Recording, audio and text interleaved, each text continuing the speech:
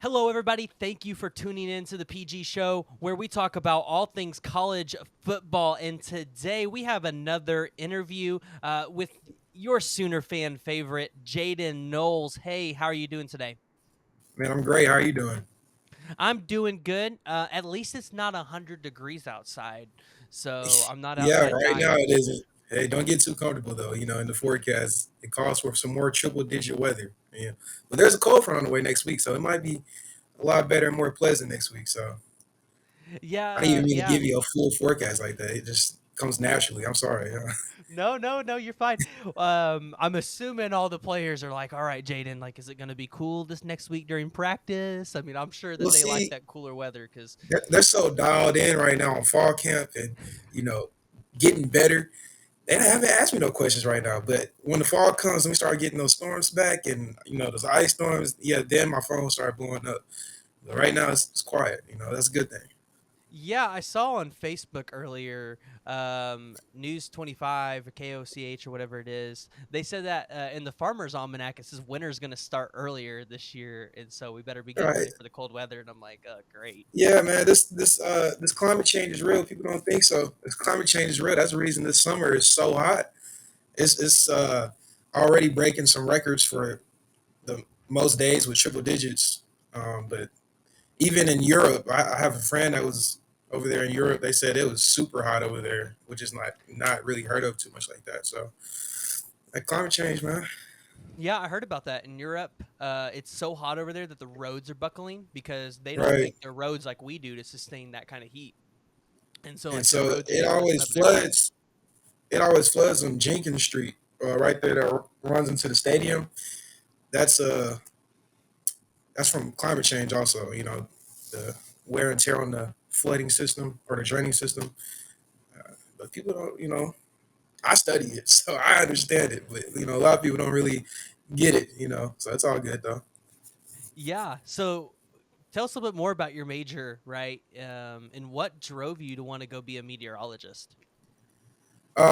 Well, first of all, my grandma, she's always watched the weather. She has always had the weather channel on, watching the news. She can tell you to go outside and make sure you have a hat on your head because it's gonna be cold. You gotta cover your head up so you keep the warmth in your body and all that. I was just always interested. Also, my father was, well, he is a floor director for Channel Five right now, and so growing up at a very young age, I got to see the behind the scenes, and I just got interested in it and wanted to really understand, how God creates the clouds and the rain and why it happens. So I just thought maybe I'd become a meteorologist. So Yeah. So, as a meteorologist, does the flood like just blow your mind and how like the world could be so filled with rain and for so long, and then we could yeah, go man, so long without wet rain, like.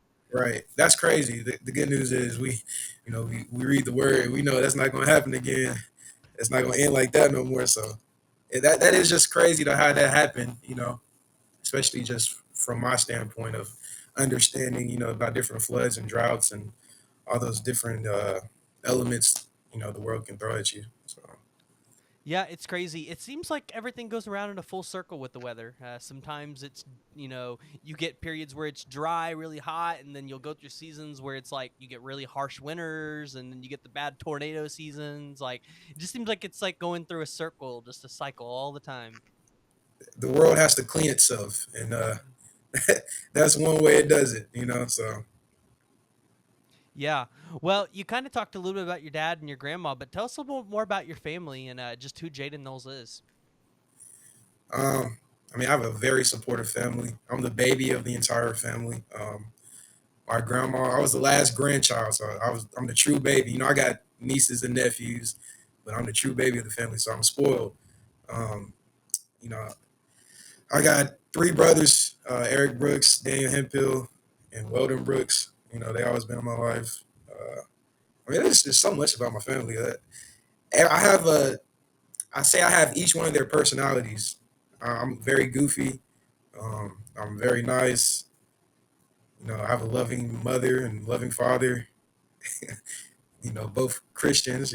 So I really don't know what else to say about my family. They're just very supportive. You got to meet them. You got to come to the cookout one time, man. You know what I'm saying? Yeah. What do you guys cook at the cookouts? Uh, it just depends. You know, 4th of July, you got the ribs, burgers. Uh, might even throw on some lamb chops. Thanksgiving, uh, so we had chitlins, pig feet. I don't really mess with the pig feet too much. Chitlins is all right, but not the pig feet. You know, roast and greens. It's just good soul food. You know, so, Man, so you said pigfoot, pig feet. pig feet. That It's yeah, it's interesting.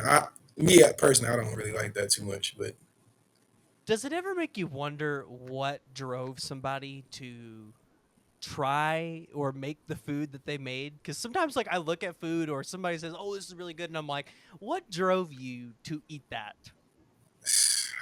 people just be experimenting. I guess, man. I have no clue. That's out of my pay grade. Yeah. So, what's your favorite meal? Like, if you had to eat one Mm, thing in the world, what would it be? it's a great question. Probably probably crab legs. I love seafood, man. So have you ever tried them on the grill?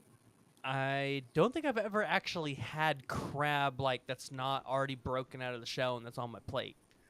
Oh, you So haven't had real crab then. You got to work for that. You got to work for the meat in there, man.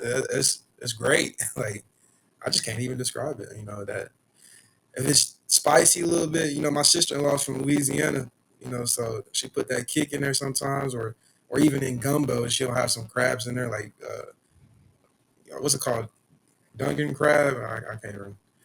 You know, okay, well, it's still in the shell and all that. It's in the pot. It's pretty good, man. You just gotta try it. I want to go. It's on my bucket list, but I want to go to Alaska and go get some king crab, some freshly caught king crab. I bet that would be really great. You be I bet it watching would. that show, huh? That Yeah, show where they well, catch and all those crabs. and I've been on a lot of cruises too, and I love cruising. And a lot of the time when you're on the cruise, you can get some pretty fresh seafood. And Right, so I've always thought like, oh, maybe you can go on an Alaskan cruise and get some fresh king crab or something. I don't know, because it seems like those um, to go catch king crab, like to actually go do it yourself, like it's a pretty long process. Like you got to fly out somewhere and you're out there for a while. So, right. but yeah. Anyways, so go ahead and just tell me like, what's your biggest motivation? Like, what drives you on and off the football field? My family, most definitely my family.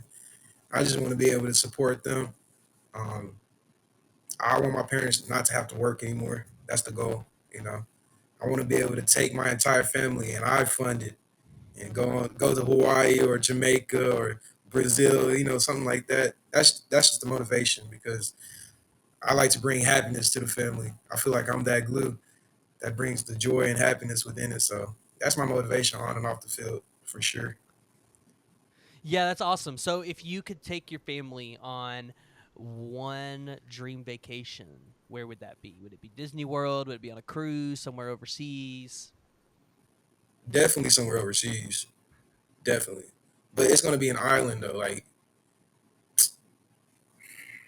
my mom wants to go to Jamaica, so I probably just take them to Jamaica. You know, kick it with Usain Bolt for a little bit. You know, so Yeah, I hear Bora Bora is really pretty. That's where my oh fiance yeah, wants to go for our honeymoon, and I hear places like that, like where they're just like secluded like that on the water, are right, awesome. man, that's awesome right there. That sounds just beautiful. Yeah, except so far I've been looking at the price tags on those. Right, It's a hefty price tag. I'm like, I don't know if I'm yeah, going on that right now. man. You gotta ask her. If she want the diamond or you want the honeymoon. You know, nah, I'm playing. Nah, well, luckily she didn't want a diamond. She wanted it's called a Morganite, and so Okay, so she wanted a rose gold ring, and it's a Morganite, so it kind of blends in real well with the rose gold. And it's right. I'm gonna be honest, you can get a bigger stone for a lot cheaper. I think I only paid like $1,000, so Okay, good. Yeah, that size ring would have cost me like 4 or 5 grand. So, right, um, right. it was Well, definitely congrats on getting married, man. That's big uh, time. Yeah, thank you. I really appreciate it. We've been dating on and off for 5.5 years, 5.5 years. So it was Okay, about time to just pop the question and right. move on. How'd you So do yeah. it?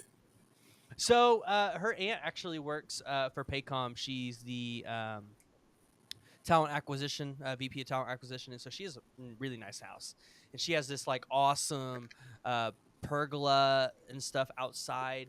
Got a lot of pictures of it on my Instagram and stuff. You can go check it out, but Okay, a really really pretty pergola and stuff has swing sets. So we decorated the swing sets, put some pillows on there, and then over the fire pit, which was in the middle of this pergola, we put a piece of board over it, like a nice little um, sheet, and then put a bunch of stuff like pictures and stuff of us on there. And so my parents brought her. She thought she was going to an awards ceremony for work because I work for Dell Technologies, so we do award ceremonies all the time. So she thought we were going into an award ceremony over at the Edmond Event Center, and so my parents. They pulled up, and I'm like, she's gonna know as soon as they pull up something's happening. So I said, I just right. walked down there, got her. We walked up the steps, and just yeah, my her aunt though and her grandma thought it would be funny to switch the rings out though. So when I first proposed, it was actually just some like really cheap old ring, and it was not the ring that she had that like Right. initial shock of like wait hold up, like Preston, did you know it's not there? And then finally I was like, all right, you just want to do this for real? She was like, yeah, let's do it. So That's it was hilarious. awesome. It's definitely probably one of the most nerve-wracking things you'll ever do in your life, Yeah, I bet. even if That's you what I was don't think thinking. it's even if you don't think you're gonna be nervous. Right, because she always could say no. It's- Yeah, she could always say no. She could. I don't Yeah, know what it was. I'm like, I wasn't nervous the entire time, all the way up until like we were looking at the pictures and stuff, and we were talking, and I'm like, oh no, like I'm about to turn around and like ask this girl to marry me. I'm like, oh, like everything started running through my head. So right, it was, yeah. man. Well, congrats again, man. That's great. Yeah, well, thank you. I really appreciate it. So, well, let's kind of jump into a little bit about your recruiting. So, kind of just to give us a little bit more about who recruited you, how you ended up at Oklahoma, because you did enter the transfer portal, and I know I looked at this school earlier, but tell us a little bit more about how you ended up at Oklahoma, who recruited you, and why did you pick Oklahoma specifically? Right. Okay. So out of high school, I was the leading rusher in Texas. I didn't have no big schools that gave me an offer. Baylor looked at me for a little bit. They were talking to me a lot. I remember the coach McGuire texted me um, right before the state game, but then we got blown out at the state game. I didn't hear from him, so maybe because we lost or something. I don't know. But after that, I signed with Southwestern Oklahoma State in Weatherford, Oklahoma. Played there 2 years, and you know, I just felt like I needed to be somewhere else.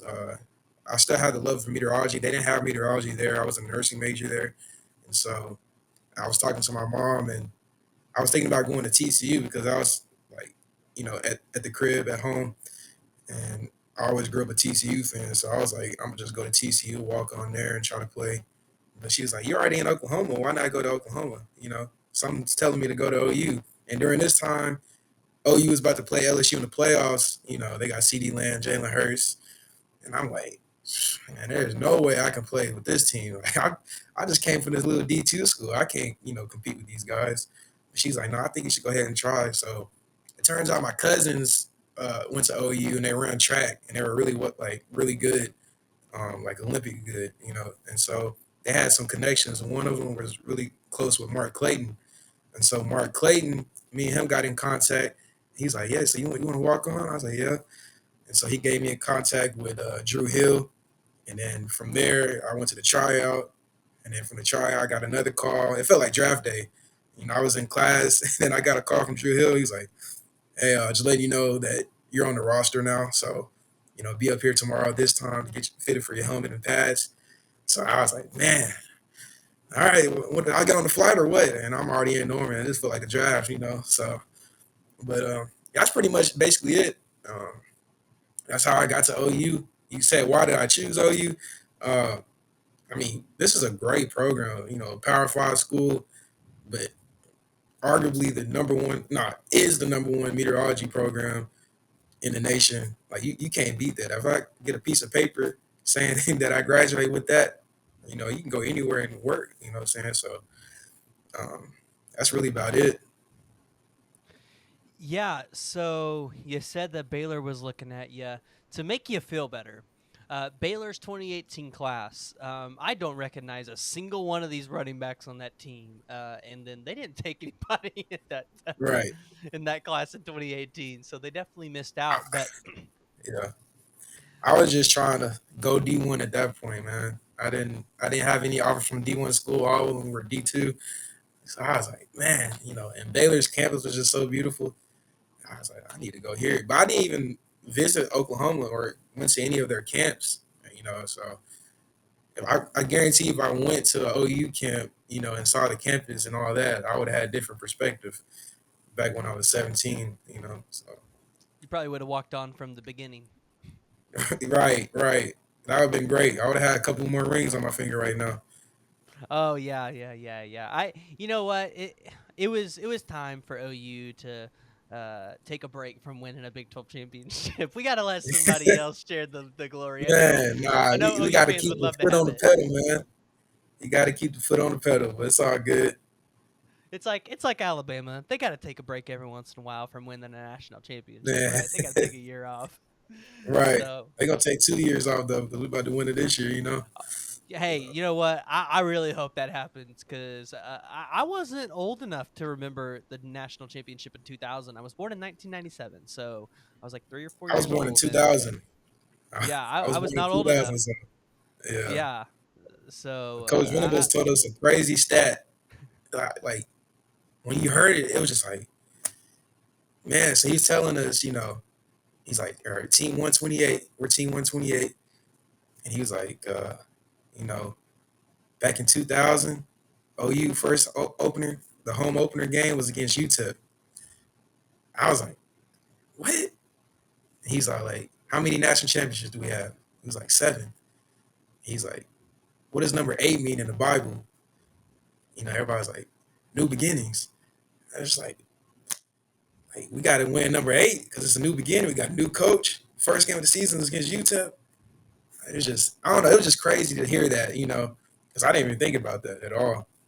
But yeah, no, that's definitely interesting. And I actually made a tweet the other day about it, and I'm trying to find it, but I can't. And essentially, I talked about UTEP and Oklahoma and the history behind Oklahoma playing UTEP recently. I found it right here. I said on September 2nd, 2017, Lincoln Riley coached his first game as a head coach against UTEP. In 2022, Venables will open his first game as a head coach against UTEP. Lincoln won that game 56-7. And I said another interesting fact about UTEP is they've had to play some pretty historical games against OU. And you mentioned it. They opened up that 2000 season playing UTEP. all And right, they've had to play us twice now with brand new coaches their first year, that first game for those head coaches. And it's not often that you come to Oklahoma and you're playing a head coach for the first time right, for OU's first game of the season. So right. UTEP's just been on the wrong side of Oklahoma for a long, long time. And I feel Yeah, bad for them because I feel like y'all got a chip on your shoulder after everything that happened last season, how it ended, and so I just feel bad for UTEP. I don't think they're ready for what's going to happen. man. If we just take it one day at a time, we're gonna be all right, man. Yeah. So tell me a little bit more about just what it's been like to be on campus and be a part of the team. Who's somebody that you've really learned a lot from since you've been here, and like what's something that you've taken away just from BV and the staff? Since I've been on campus, I remember I got really close with Kennedy Brooks. He showed me the ropes a lot. I used to be really, really nervous before practice. Coming from a D2 school to a D1 school, I'm just like, I don't belong here. And so I'm talking to him. He just kind of helped me. He's like, man, you're supposed to have fun at practice. Like, go out here and just have fun. It's football. He used to do this in the backyard. So he helped me a lot. I learned a lot from him. This year, Eric Gray, I'm learning a lot from him, man. That dude is just so smart and intelligent. It's just the way he explains the plays, the way he can grasp the playbook that fast is just unbelievable. And so talking to him for a little bit, he's helping a lot. But I mean, the most impactful person I feel like is DeMarco Murray. Like just being coached by him, you're getting life lessons outside of football and inside of football. Like he's really building us to be great. I've never had a coach like that before. And so he got to be the most influential person in my life in the on OU campus right now. So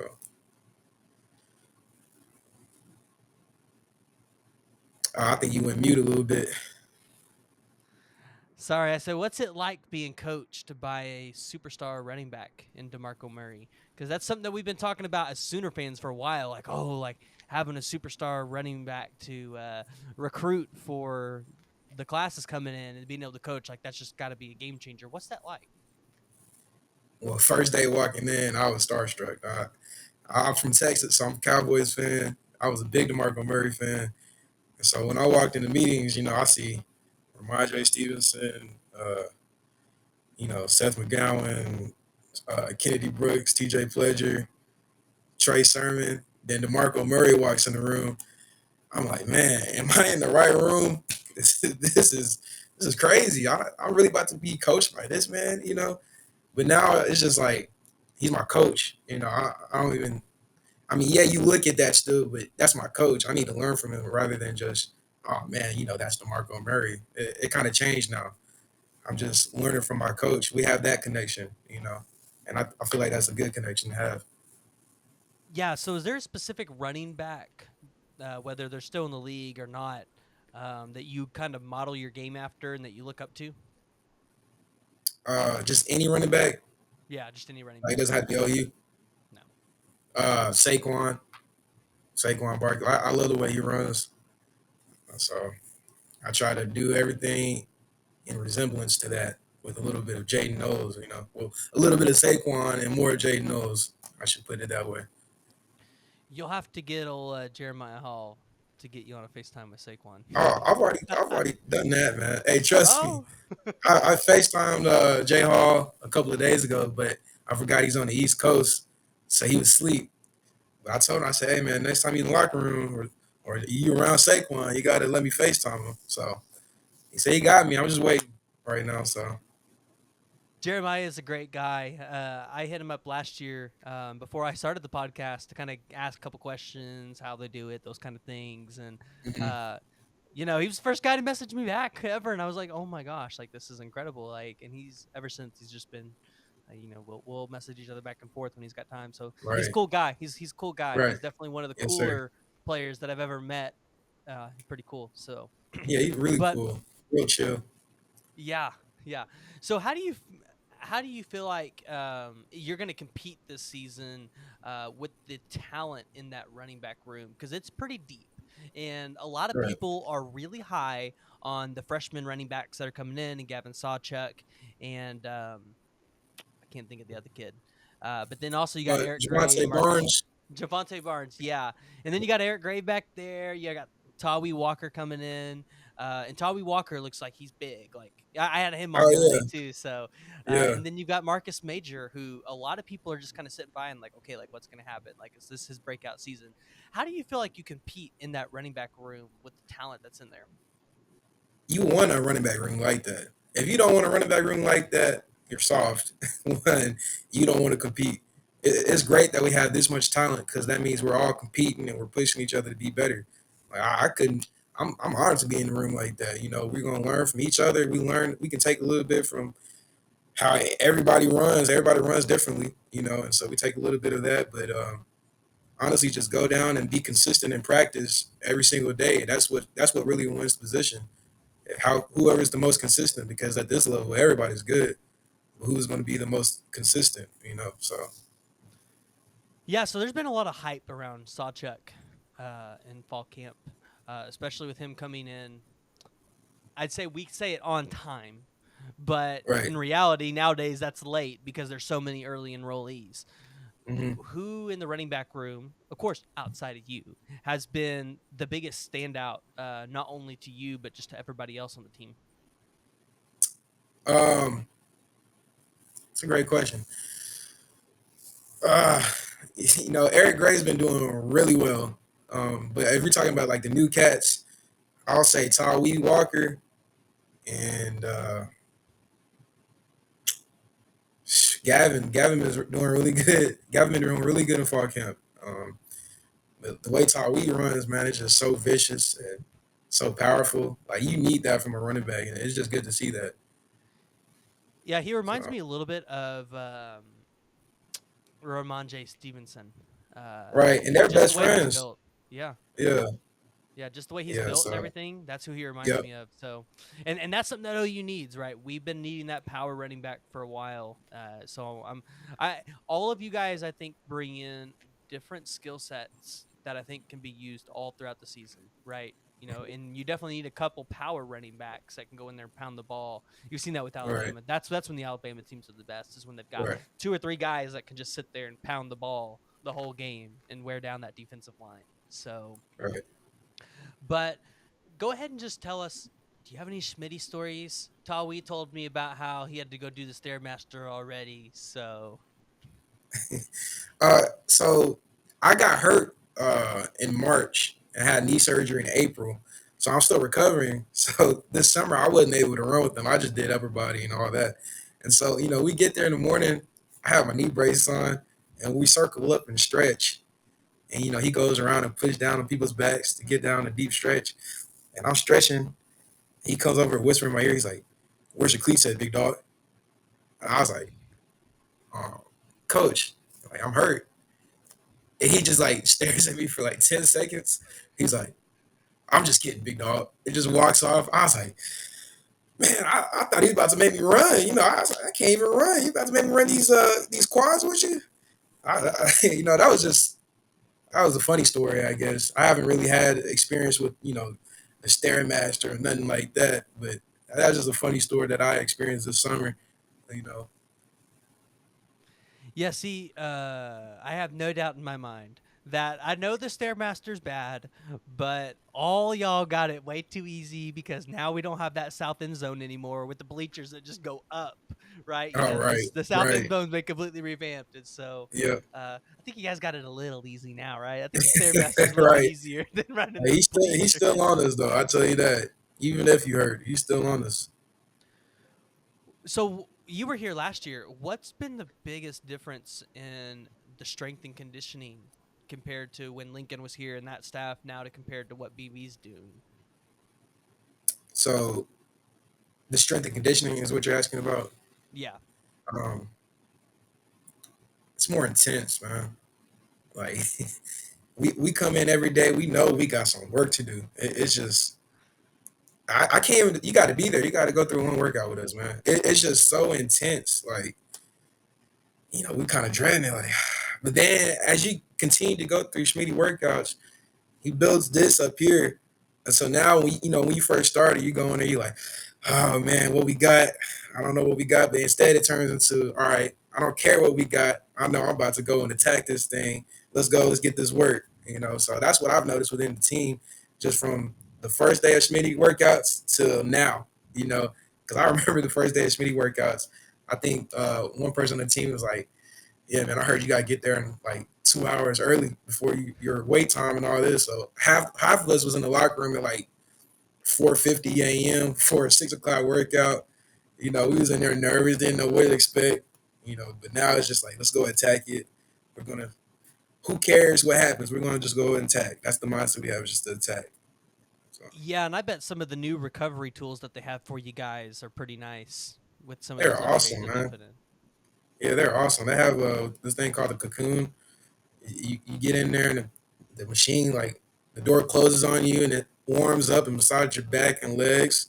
And they got a water massage table and they got a cryotherapy machine. They got all types of stuff. They got massage chairs, of course, all types of stuff. It was great in there. Yeah, I think I've Yeah, we seen got a the golf. Oh yeah, go oh, ahead. I've seen the golf thing. Yeah, Yeah, we Michael got a Shark golf had that on simulator. his thing the other day. Right, right. Yeah. Yeah, no, I've seen the cryotherapy chambers because Danny Stutzman was doing a live video while some of y'all were in there, and he was sitting. Mm-hmm. I think he was sitting in the chairs, or he Mm-hmm. was laying down. He was doing something, and I saw the Right. machines. I'm like, oh man, that'd be so nice. That'd be so nice to have Yeah. access to that. I bet. Yeah, that's great. That's great to have. Yeah. Well, let's jump into NIL real quick, right? So this is huge. This has been a change. It's been an adjustment for everybody. But do you have any NIL deals at all? Yeah, I have a couple. The Norman NIL Club, and then the Players Lounge, and then the Fans Meet Idol. Those are the only three that I have right now. Okay, so go ahead. What's Tell us a little more about the Players Lounge because I've heard a little bit about it. I really don't know what it is, so I'm sure if I don't know what it is, other people don't either. So tell us a little bit more about the Players Lounge. It's just a great way for fans to connect us. That's the easiest way to put it. We can connect to the fans, they can connect to us. They have to buy like a subscription towards the website so they can have the access in order to connect to us. So that's pretty much the easiest way to explain it. Is that the Boom Crew Oklahoma thing that I've seen? Yes. Is that the Players Lounge? Yes. Okay, cool. Boom Mhm. Crew. All right. Well, y'all better go check out the Norman NIL Club because I have seen that one, and Right. they're trying to get it on a monthly support so that we can support the guys. So, but this is a question. This is a fan favorite, and I love this question as well. It's one of my favorites. If you could have an NIL deal with any food restaurant on campus, where would it be? Hideaway Pizza Hideaway or Pizza. Louis. This was one Ethan of the two. Down. It's a toss up. Ethan Down said Louise, and so did Danny Stutzman. So Right. it's a Yeah, popular I like choice. Hideaway Pizza a lot. I love pizza. So I don't care, if people don't eat there or not. I just want to go and get me some pizza. I love that pizza. But it can go both ways because Louis, I think, is the best restaurant on Campus Corner. Everybody go there, so but you can never go wrong with Fuzzies either. So, so it's all over the place. I don't know.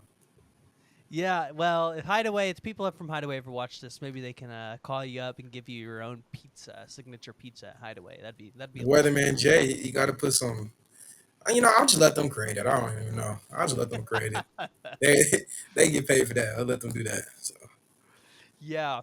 Well, hey, as we start to wrap up, we talked about this one before. It's also one of my favorite questions, and there's a lot of people out there that love this one as well. It's been one of the top questions I've had, fan favorite. But mhm. tell us a little bit about your favorite scripture, why it's a little bit about, or why it's your favorite scripture, and maybe a little bit about your faith. Okay, I'm gonna pull it up real quick. So Isaiah. Okay, yeah, go ahead. All right. Isaiah 43:18. But forget all that is nothing compared to what I am going to do.